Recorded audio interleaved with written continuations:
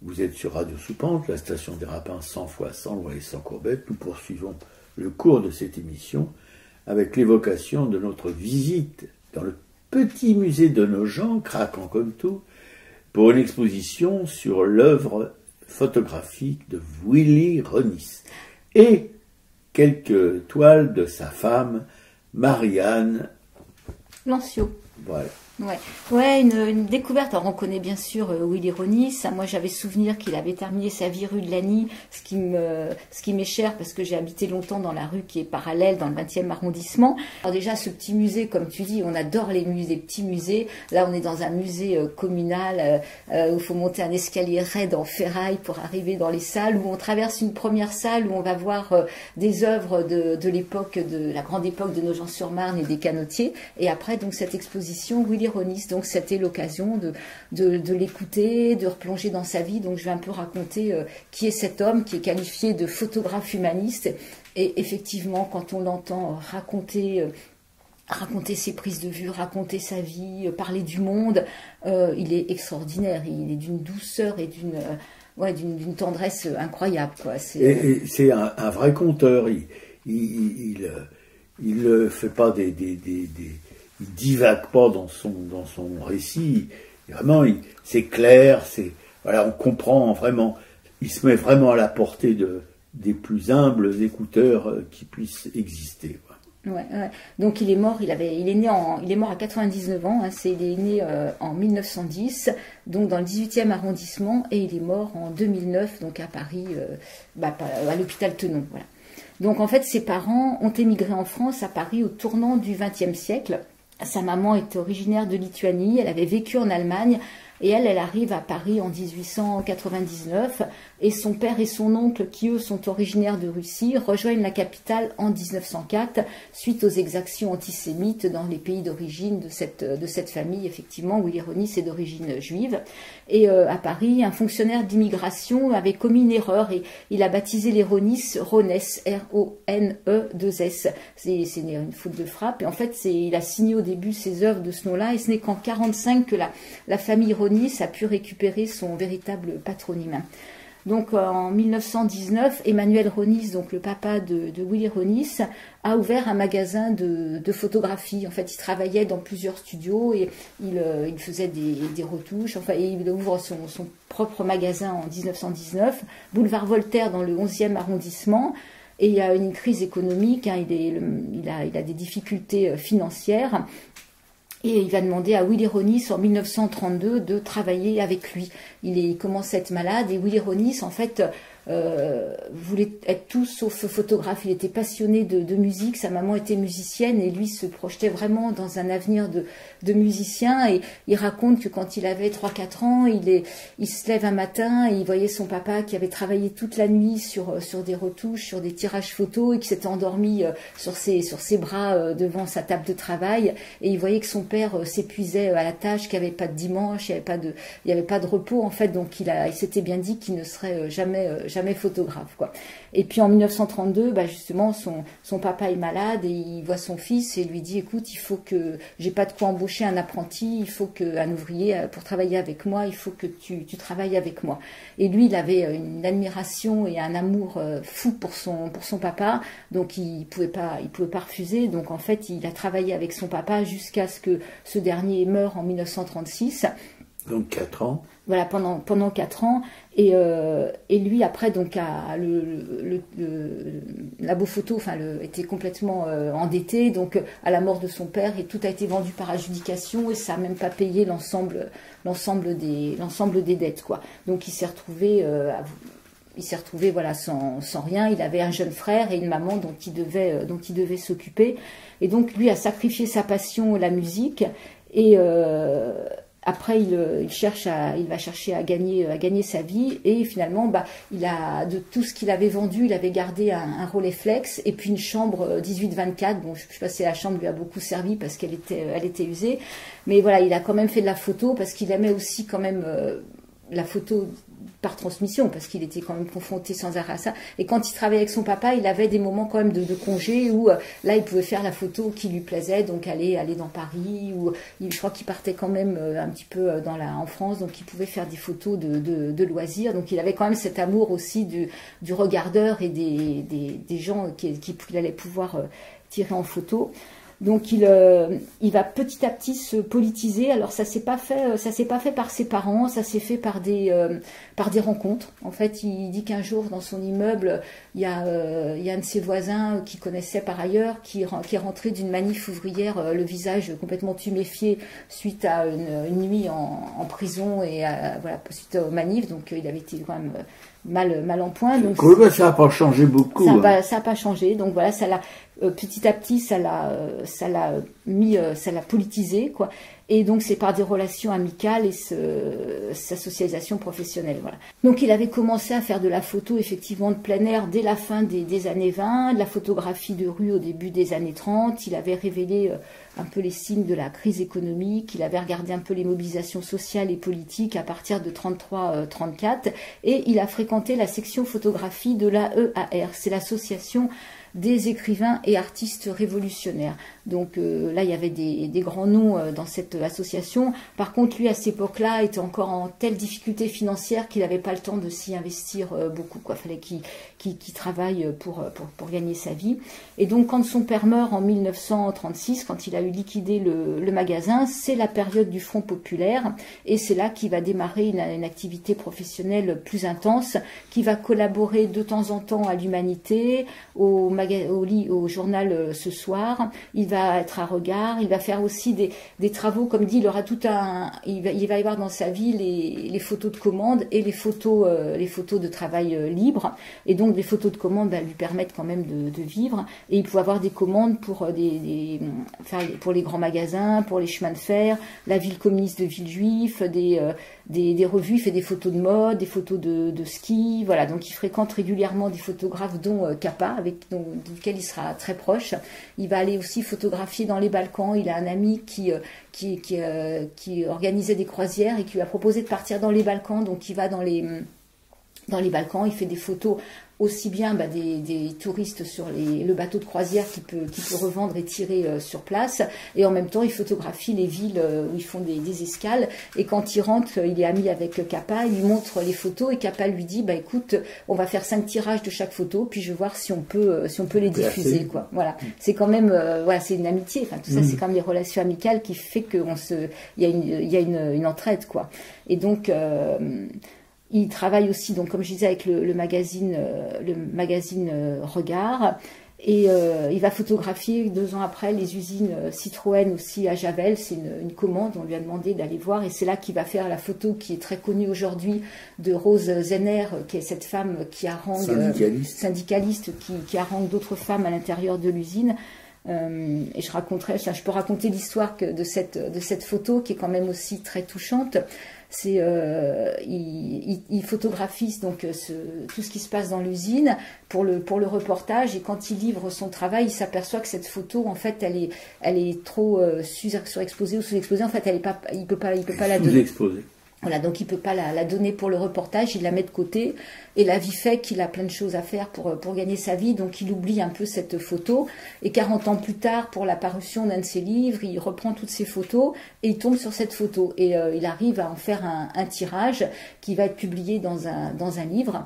Et donc il y a une amie de Rose Zenner qui va tomber par hasard sur cette photo, et qui va mettre Rose Zenner en relation avec Willy Ronis. Ils vont avoir un échange de lettres, elle lui écrit une belle lettre par l'intermédiaire du journal, et en fait cette femme, Rose Zenner, a été donc une militante syndicaliste, qui n'était pas affiliée à un parti politique, mais militante syndicaliste, et qui par ailleurs s'occupait de nourrir à l'époque les enfants des réfugiés espagnols, et donc elle avait été licenciée après de ses usines suite à son activité syndicaliste.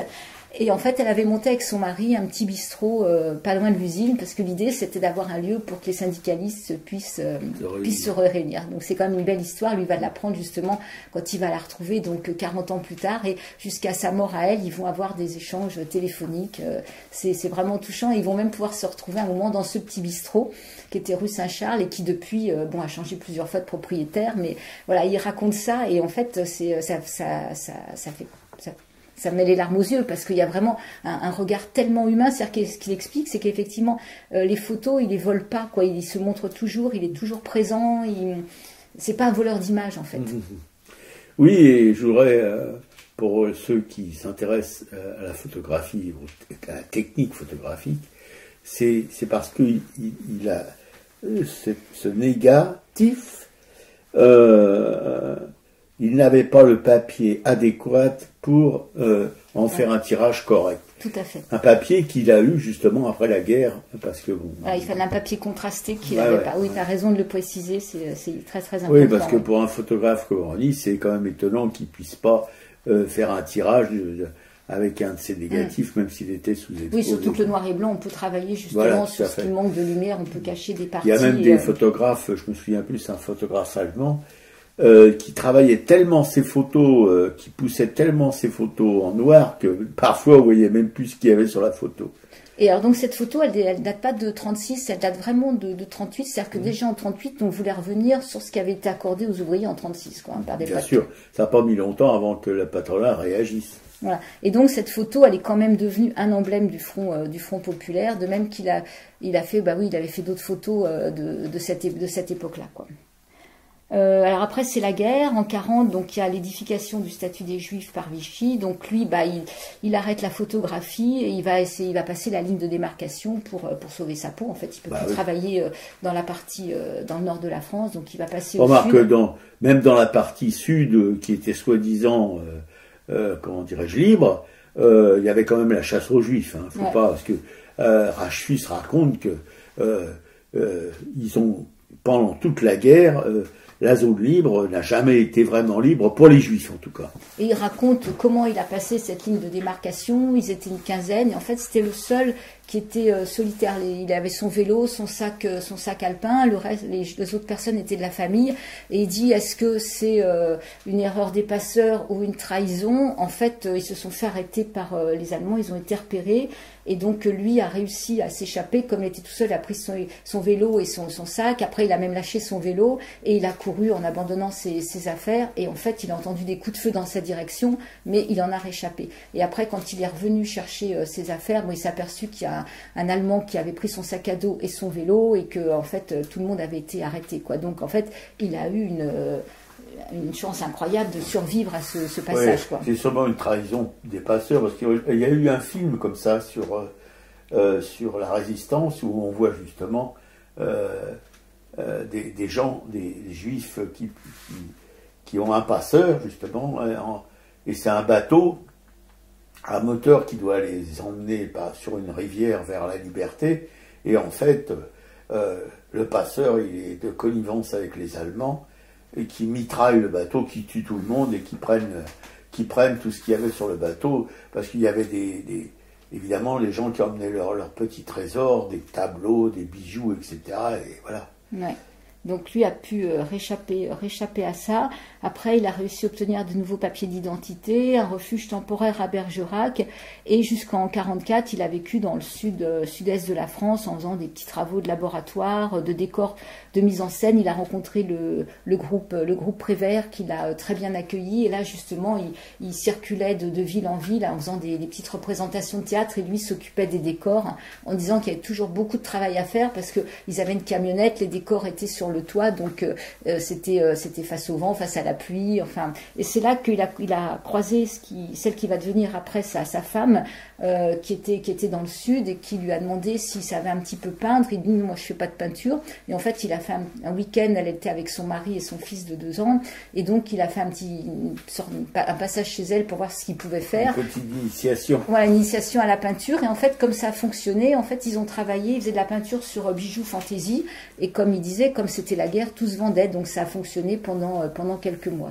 Après, bon, ça a périclité aussi. Elle est repartie chez ses parents à Bordeaux, et lui a continué à être dans le sud de la France. Et en fait, c'est cette Marianne Caldor-Lancio, donc qui va retrouver après la guerre. Et il disait, comme on a eu une amitié satisfaisante pendant toute cette période, les choses avaient changé, elle n'était plus avec son mari, donc en fait ils se sont installés ensemble, ils se sont mariés, et lui a adopté son fils qui s'appelait Vincent, et il dit que cet enfant, il l'aimait, il aurait peut-être pas plus aimé un enfant de son propre sang, quoi. C'était un amour vraiment paternel pour cet enfant, quoi. Donc après il revient, il va revenir un petit peu à Paris, il va retrouver sa maman qui a échappé à la déportation, il retrouve la quasi-totalité de ses négatifs, il reprend une activité professionnelle qui fonctionne plutôt bien, il fait plusieurs reportages pour Regard, il participe à la presse communiste comme l'Humanité, les Lettres françaises, l'Écran français, donc toujours en faisant des commandes plutôt alimentaires pour des entreprises, des magazines de mode, des revues ou même certains ministères. Il adhère et il milite au PCF, sa femme d'ailleurs était aussi militante du PC, hein. Et il partage donc l'idéal politique de sa campagne. Et après, ils vont décider de s'installer dans le sud de la France. En fait, ils descendent à Gordes. Et là, ils racontent comme ils achètent une ruine complète. Ils vont s'installer, il n'y a pas d'eau, il n'y a pas d'électricité, il y aura de l'eau, je crois, très très tardivement. Ils vont chercher l'eau à la fontaine à côté, ils font des provisions dans des bassines.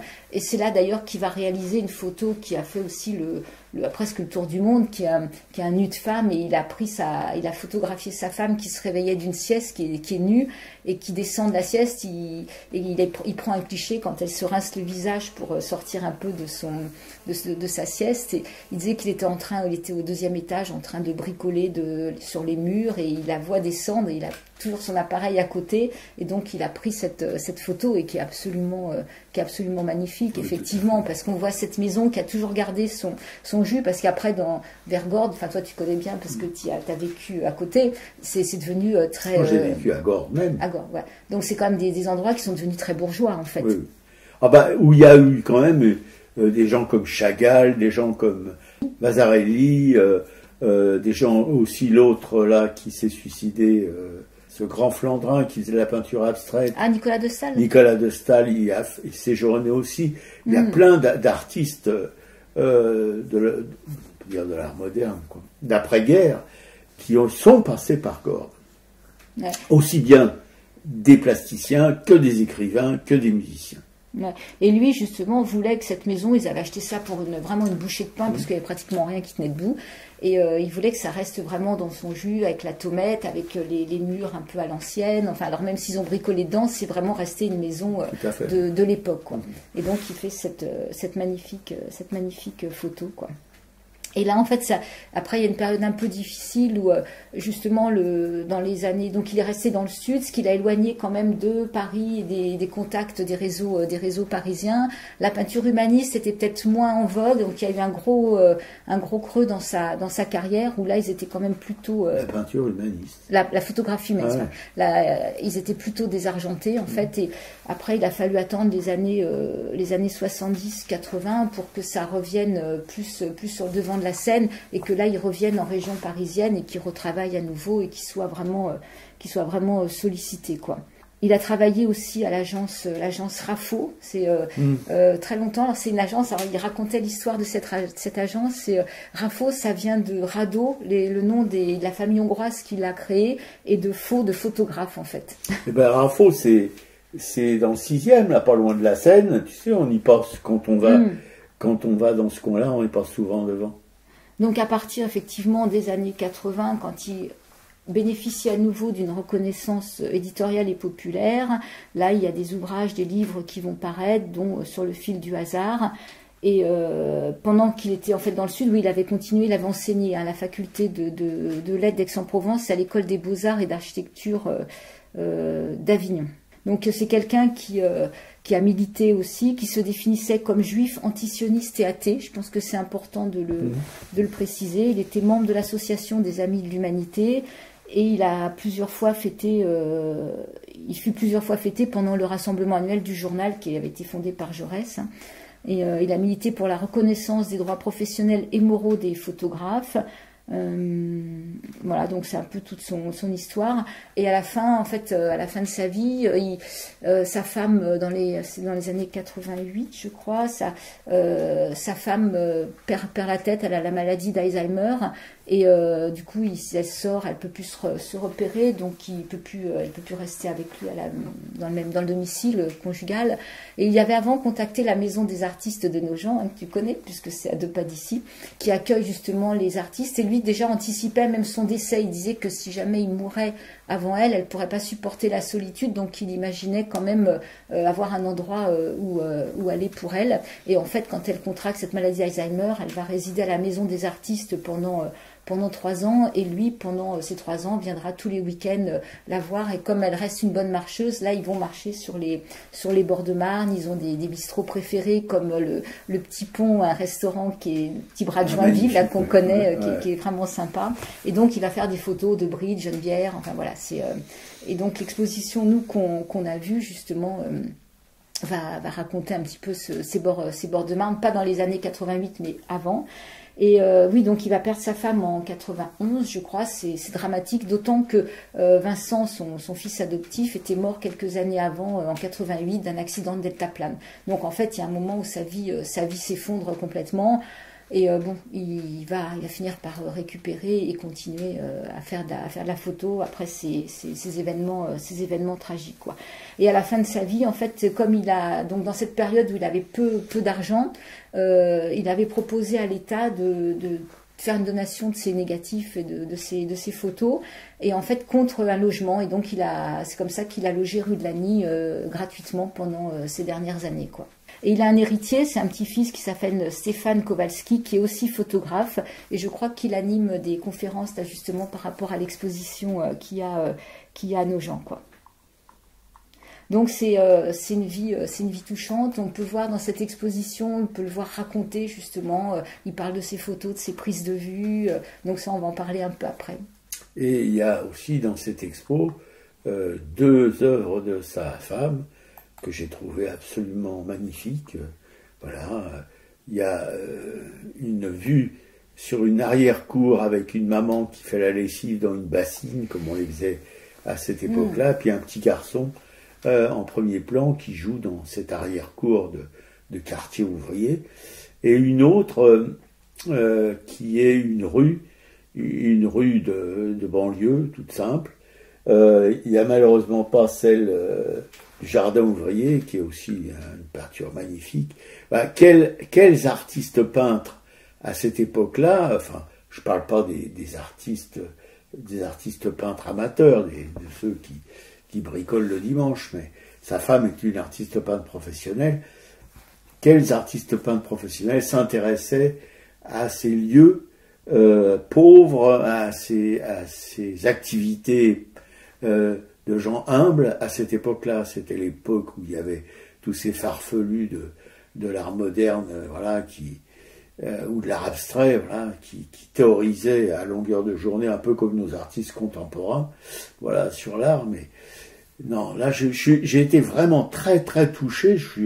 J'en suis moi-même très étonné par ces 2 peintures du musée qui sont exposées avec Willy Ronis dans ce petit musée de Nogent. Ouais, bah d'ailleurs, on va essayer d'aller les contacter, voir s'il y a des œuvres qui sont dans leurs à la fondation. À la fondation, on va les voir. Ils ont probablement des œuvres. Elle y a passé 3 ans. Peut-être qu'il y a là de ces œuvres qu'on peut consulter. Enfin, on a vraiment envie de parler d'elle aussi, quoi.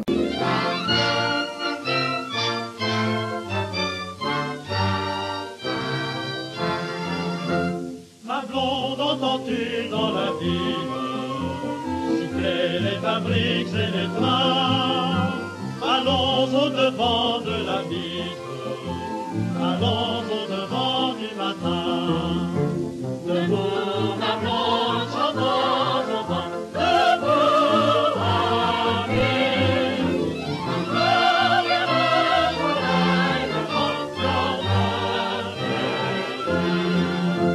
La joie te réveille, ma blonde, allons nous unir à ce cœur. Marchons vers la gloire et le monde, marchons au devant du bonheur.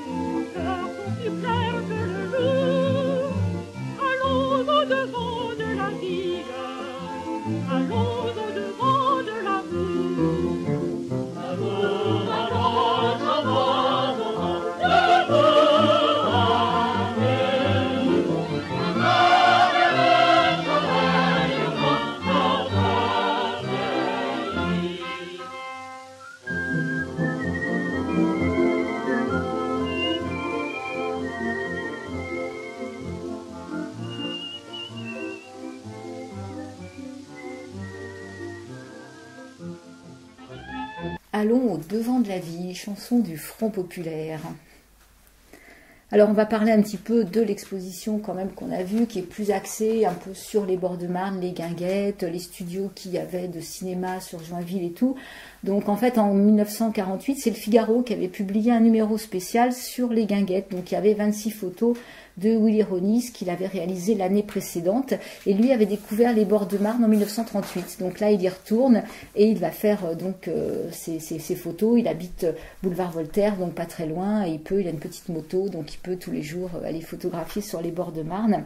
Et il parle, pour lui c'est un endroit où les gens se retrouvent le week-end effectivement pour manger des frites, danser, pique-niquer, danser comme il y avait chez Gégène ou chez Max. Moi j'ai mes parents, ou chez Robinson, moi j'ai mes parents qui me parlaient de Max. C'est assez touchant quand je vois ces photos. J'ai l'impression de voir ma mère quand elle était jeune, quoi. Oui, mais Max c'était particulier, c'était pas une guinguette Max, c'était un dancing. Un dancing où on jouait des airs de jazz, de la musique de cette époque. Il y avait beaucoup d'Africains, mais très élégants. C'est pas eux qui vidaient les poubelles à cette époque-là. Hein. Très élégants, très beaux, qui venaient danser chez Max. Et d'ailleurs, c'est chez Max aussi qu'il y avait ces locations de vélos un peu bizarres avec des grands roues. Non, c'est pas chez Max, c'est chez Gégène. Ah oui. Oui, non. Ils étaient côte à côte, tu vois. Gégène, c'était vraiment... Il y avait des vélos avec des roues qui étaient bizarres et tout, des vélos qui faisaient les montagnes russes, etc. Mais il y avait aussi plein d'autres jeux, comme tu tapais dans un boxeur noir, c'était une sculpture, hein, et pour voir ta force, etc. Tu avais un poids que tu devais lancer, plus il montait, plus bas, etc. Il y avait plein de jeux comme ça. Il y avait aussi des jeux tout cons comme... tu avais une grenouille et puis il fallait jeter un truc dans la grenouille, voilà, etc. C'était très très ludique. Ouais. Et donc il va faire des photos de ça. Donc là on va voir les vélos. Il y a une photo qui est très connue, c'est un danseur qui danse avec deux jeunes femmes. Et en fait il raconte qu'au départ il n'avait pas vu ce monsieur-là. Il avait repéré un autre couple de danseurs et il s'installe et en fait il voit ce jeune homme avec ces deux danseuses et là forcément il fait une photo, quoi. Et souvent quand il raconte comment il va faire les photos, il se pose quelque part et des fois il attend qu'il y ait quelque chose qui se passe ou un passant ou quelque chose qui anime la photo. Et il a remarqué après, quand la danse s'est arrêtée, que ce danseur qui était paraît-il un danseur assez gracieux, etc. Enfin très très, comment dirais-je, qui faisait une danse, c'était un petit peu ça, devait être le boogie. Oh bah oui, c'est ça, ou les swings, c'est des danses très vives. Il avait un pied beau. Ouais, incroyable quoi. Il y a une autre photo qu'il avait faite, elle plutôt la première fois qu'il était sur les bords de Marne, c'est tous ces jeunes gens qui descendent à une barque vers la Marne, quoi, qui sortent des garages. Il y a d'autres photos où là ce sont toutes les îles des bords de Marne où on voit des gens qui se reposent au milieu des feuillages sur des barques. Enfin c'est touchant. Et cette photo de l'affiche où c'est tous des échafaudages un peu avec des tubes métalliques qui servent de plongeoir. Oui, c'est un plongeoir, c'est pas un échafaudage. Ouais. Ça ressemble à un échafaudage, mais ça. Et dessus il y a une jeune fille qui monte, et avec, alors, c'était pas l'époque des bikinis, des lestrings, hein. Elle a une culotte. Oui. Une culotte. Un peu bouffante. Ou un peu comme les slips petits bateaux, comme pour les filles. Voilà, donc il sûr que c'est craquant. Là, il a fait toutes ces photos qui étaient un peu cette liberté. Et en même temps, il dit que c'est comme les fêtes foraines. Il avait l'impression qu'il y avait quelque chose d'un peu forcé. Il n'était pas complètement à l'aise avec cette joie un peu forcé, comme il dit. Enfin, il était content de trouver ça, de prendre ça en photo, mais ça le mettait un petit peu mal à l'aise aussi. Oui, mais c'était pas forcé, hein, tu sais. Je pense que c'était tout Paris et la banlieue qui descendait, la banlieue nord, la banlieue ouest, la banlieue sud, qui descendait dans la banlieue est. Hein. Enfin, je pense que c'est pas les bourgeois qui descendaient, hein, c'était vraiment les prolos qui bossaient toute la semaine. Et qui, avec ce jour-là, pour s'amuser, pour se détendre. Voilà. Et ils descendaient à la petite gare de Nogent, qui existe toujours, mais maintenant c'est le RER. Voilà. Leur traînait la Chante, cette petite gare de Nogent, où les gens de Paris, etc., de la banlieue, descendaient le dimanche, et ils descendaient une côte où maintenant il y a un pavillon Baltard qui a été installé, là, et ils descendaient, mais c'était des colonnes, c'était vraiment un flot continu qui descendait sur les bords de Marne, et sur les bords de Marne, pour passer de l'autre côté de la rivière où il y avait Max, où il y avait Gégel, où il y avait le petit Robinson, le grand Robinson, etc., il y avait des passeurs, c'est-à-dire des énormes barques en bois, à rames, et ce qu'on appelait les gens, alors c'était fallait voir les équipages, c'était des hommes qui avaient des rames immenses. Fallait trimballer le truc, parce qu'il y avait 20 ou 30 personnes qui montaient dedans, qui traversaient pour aller de l'autre côté. Et ils picolaient pas mal, les passeurs. C'était assez folklorique, je trouve. Moi, je les ai vus quand j'étais petit garçon. Quand on allait au bord de la Marne le dimanche, se balader, on les voyait, et c'était vraiment pas triste. Voilà.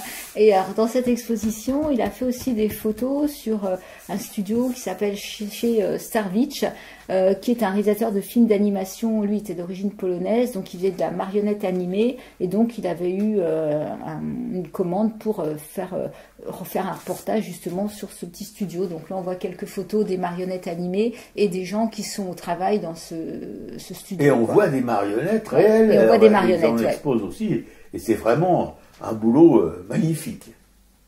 Il a fait aussi donc les îles de la Marne qu'on voit dans cette exposition. C'est en 1957, il y a Jean Prattot qui a sorti un livre, Les îles de Paris, et donc qui est illustré par 24 photos de Willy Ronis. Toujours avec ces ambiances de feuillage, de lieux un peu magiques. Et moi, dans ce que j'écoutais ce matin, un podcast France Culture, justement, il revient, donc là, je pense qu'il a déjà 85-90 ans, et il revient sur le pont de Créteil raconter comment il se promenait là. Alors, ce qu'on entend dans le podcast, c'est qu'effectivement, on n'est plus dans un endroit calme, il y a des voitures partout, il y a l'autoroute, enfin bon, mais en tout cas, il revient sur ces lieux où il a fait des photos, et justement, où il raconte à chaque fois comment il peut attendre que quelqu'un passe dans un ray de lumière, en bas d'un escalier, traverse pour que la photo soit vraiment la bonne photo, quoi.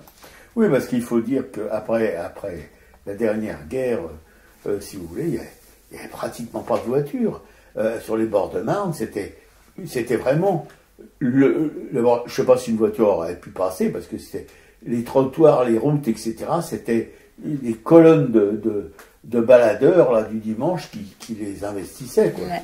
Et alors lui, sur ce pont de Créteil, au milieu des klaxons, des bruits de la circulation, il reste encore il reste encore tout attendri en disant que c'est encore gardé quand même un peu de ce que ça avait sur le rivage justement, sur les arbres. Il parle beaucoup des arbres. Enfin voilà, je trouve que quand on l'écoute, il y a vraiment un amour de ce qui l'entoure. En fait, j'ai jamais entendu avoir une parole critique. C'est assez sidérant quand même. Ça fait du bien en même temps. Nous, on avait regardé ensemble un petit reportage de 30 minutes où il sort quelques photos. Il raconte quand même comment des gens qu'il a pris en photo par hasard se sont retrouvés et qu'il a pu rencontrer quelques années. Après. Voilà. Et c'est assez sympa parce qu'en fait, justement, c'est là qu'on voit ces gens n'ont pas été là que pour lui servir, quoi. Il a vraiment eu un plaisir à chaque fois à les retrouver.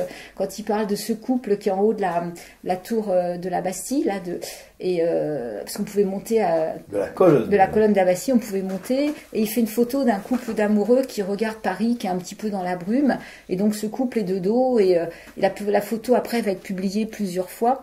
Et il n'a jamais de nouvelles de ce couple. Donc il imagine que ça devait être des touristes qui n'ont pas pu voir la photo.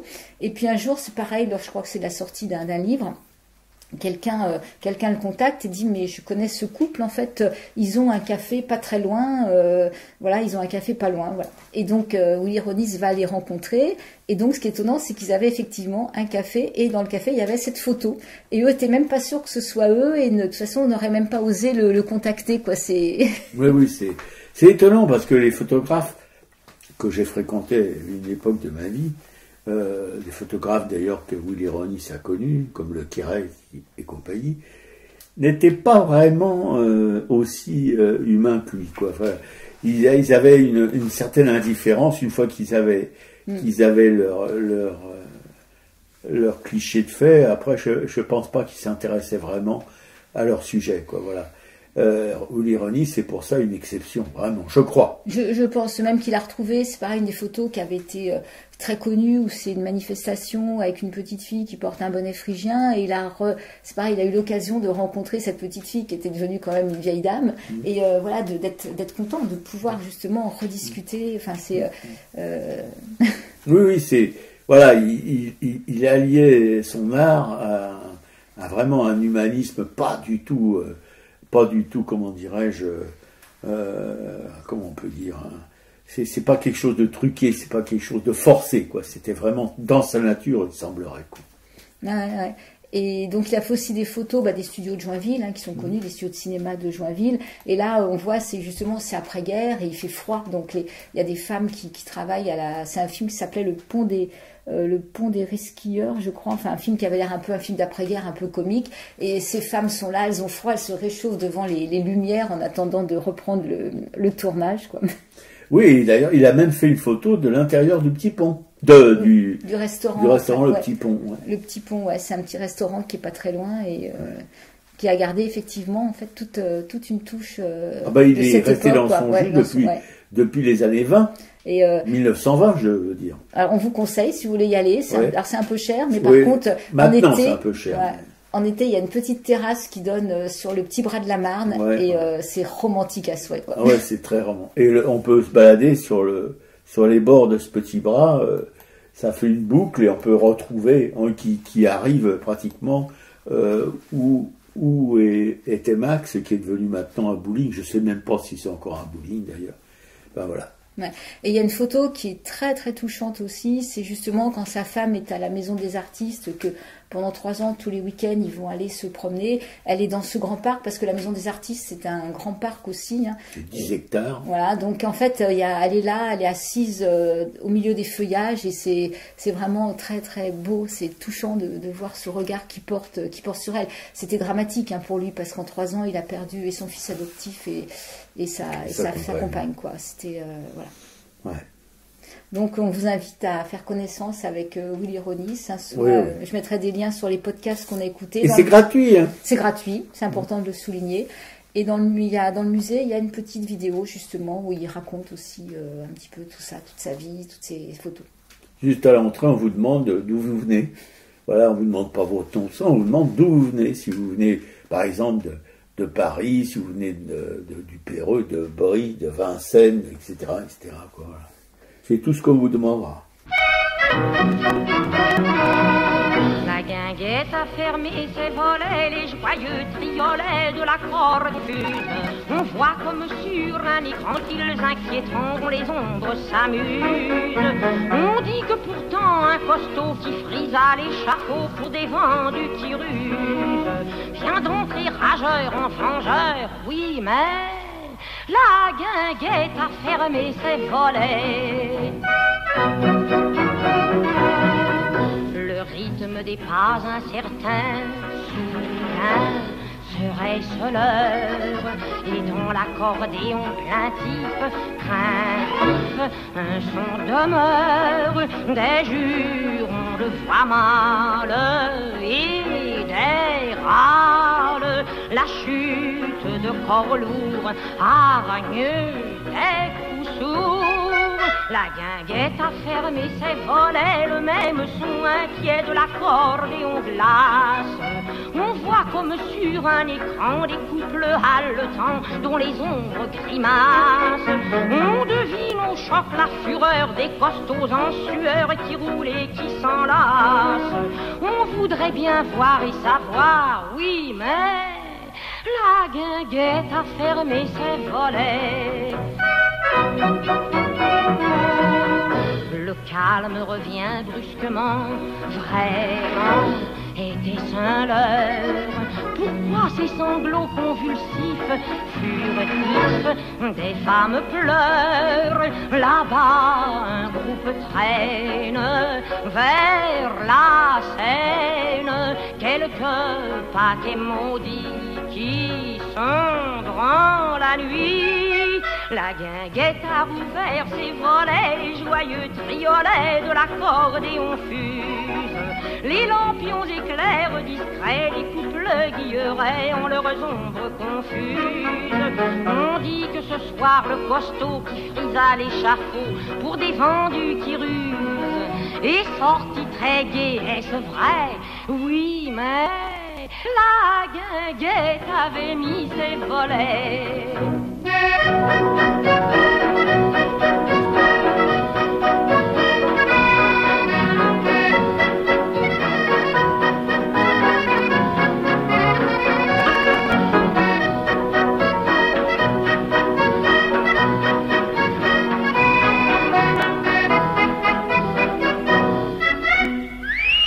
La guinguette avait mis ses volets. La guinguette a fermé ses volets. Damien.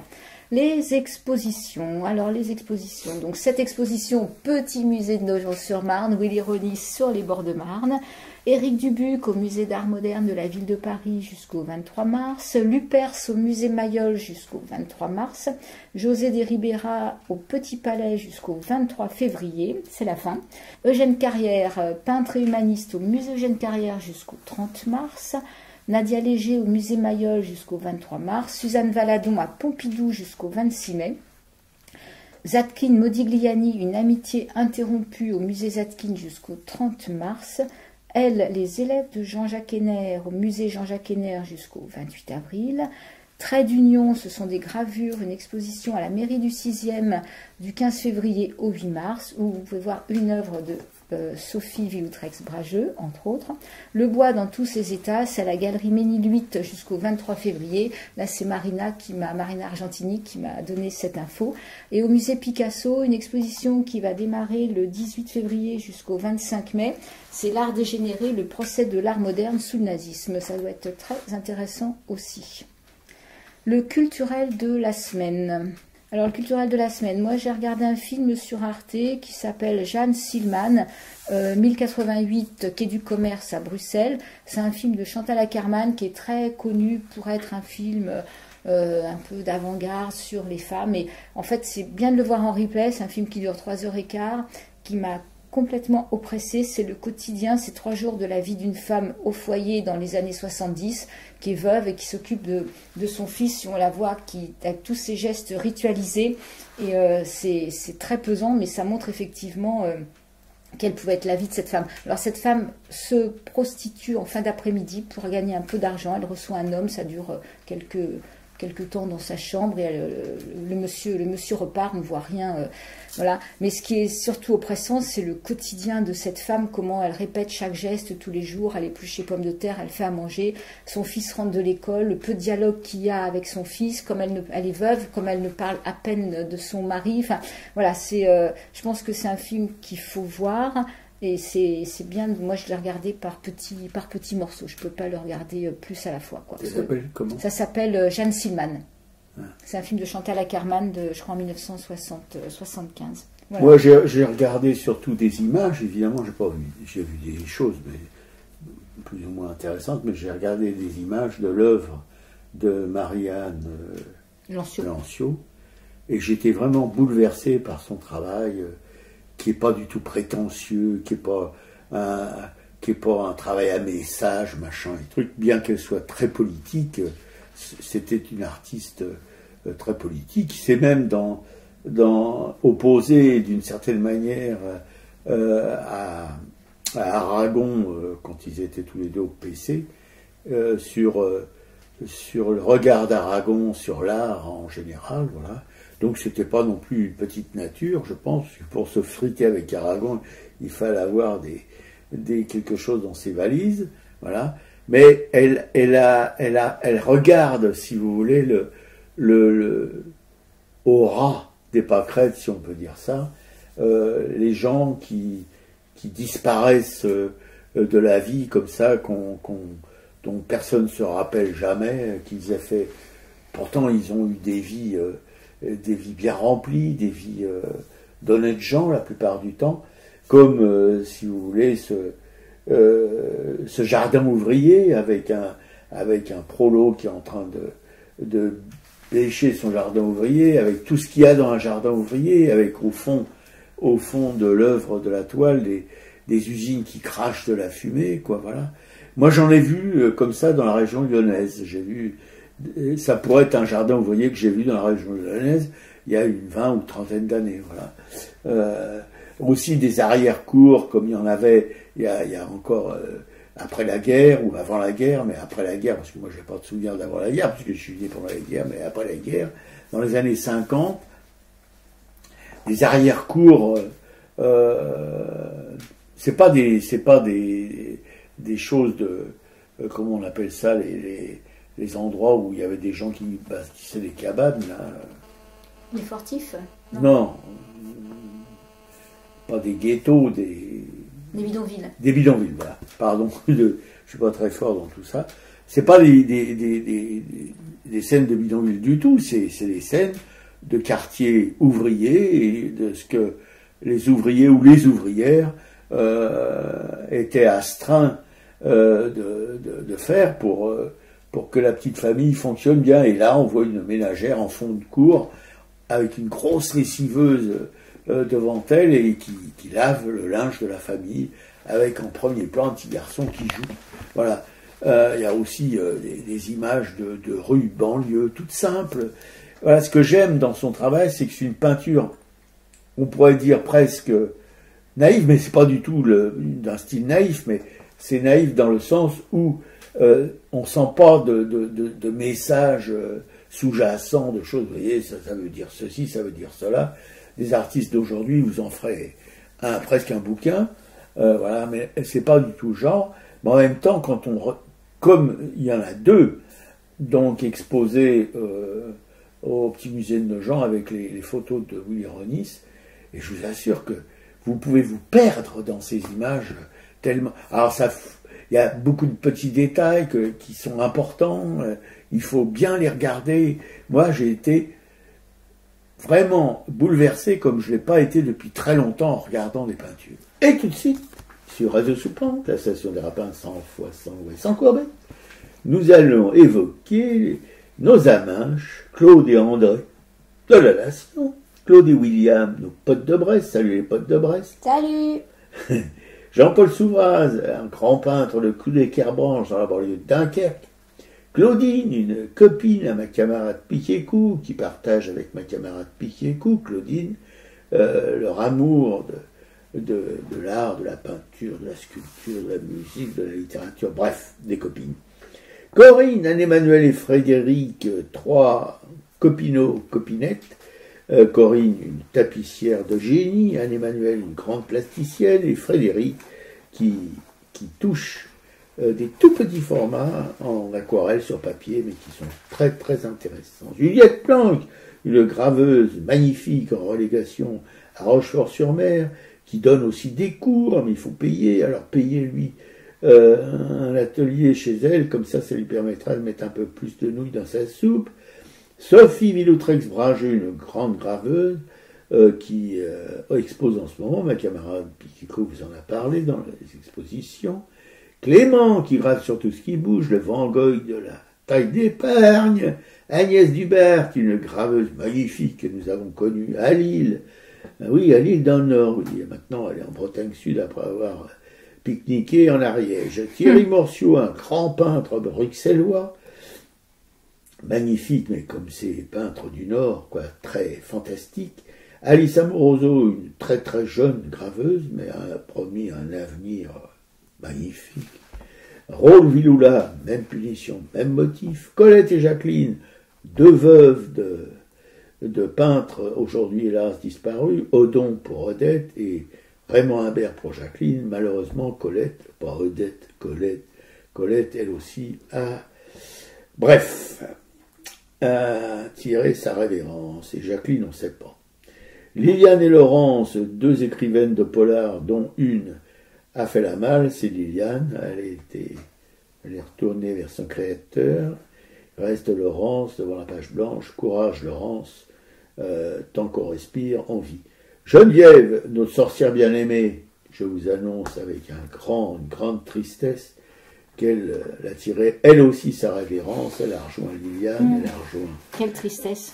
Oui, elle a rejoint Colette, elle a rejoint Raymond Imbert, elle a rejoint aussi d'autres amis, comme voilà. Et puis Marie-Christine et Christophe, des militants chez Militantes qui militent. La Cécile, tu la sens ma 5e puissance. Oui, Cécile, on la sent un thème. La Rose flamboyante, qui était en mémoire de Geneviève dans une petite soirée bouffe picole. Rose flamboyante, toujours aussi dynamique, aussi... Ouais, bref. Anne-Isabelle Roubaille, une peintre de Bourg-en-Marlotte, dont nous avons découvert l'œuvre sur les 6 messes de la librairie L'Empreinte, tenue par Florence Quenu, une ancienne de la fondation du Buffet. Tout ça, ça se passe à Bourg-en-Marlotte. Dominique Paula Lardouin, une grande galériste parisienne, aujourd'hui disparue, hélas, mais dans ton chéri souvenir, ainsi que celui de sa maman, Thérèse Franco, 2 galéristes qui ont un peu fait bouger le cul de l'art à Paris. Marie Dognaud, aussi une galériste, la galerie Kaléidoscope, elle qui a en quelque sorte pris la relève de Dominique Paula Lardouin et de Thérèse Franco, qui expose sur ses 6 messes des artistes de talent. Antoine Manoury des Champignons, un petit groupe musical à des potes à ma camarade Pelchacho, et Anna Sinoraska, une peintre polonaise dont on aime profondément l'œuvre. L'émission est à l'écoute sur le blog arakae.fr, et on salue nos amaches avec une pause musicale Faut vivre de Mélisse Mette. Salut à tous. Salut, copains.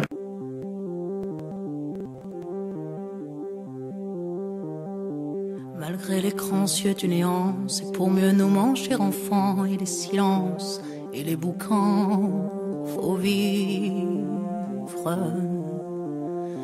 Et bien qu'aveugle sur fond de nuit, entre les gouffres infinis, des milliards d'étoiles qui rient, faut vivre.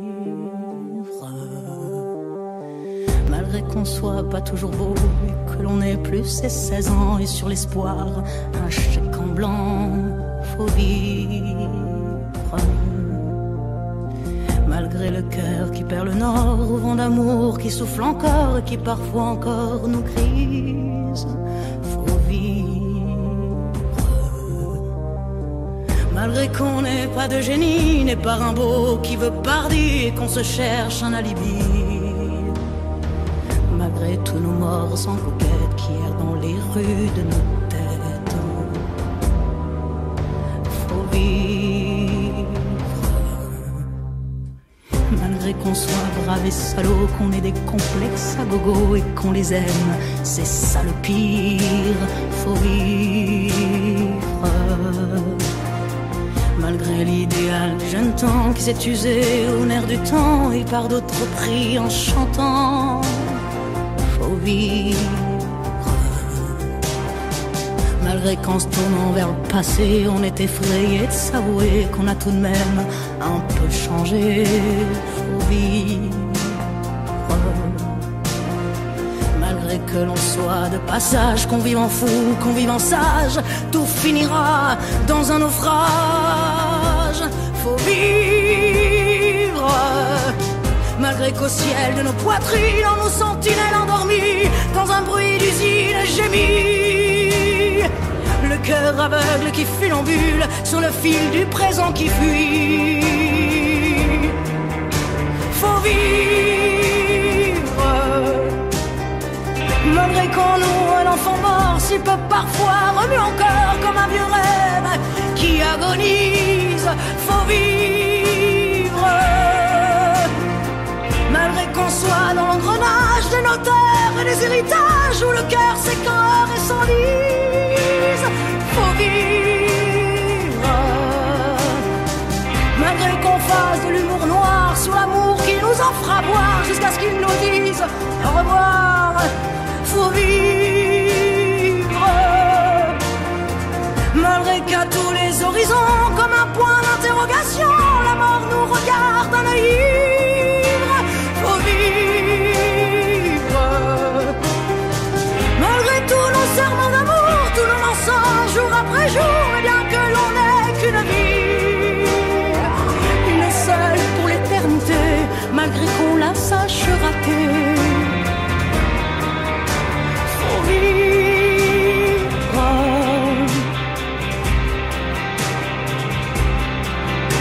Faut vivre.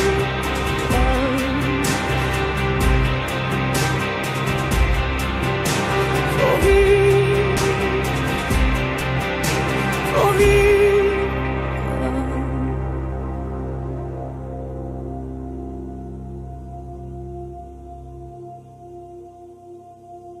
Faut vivre.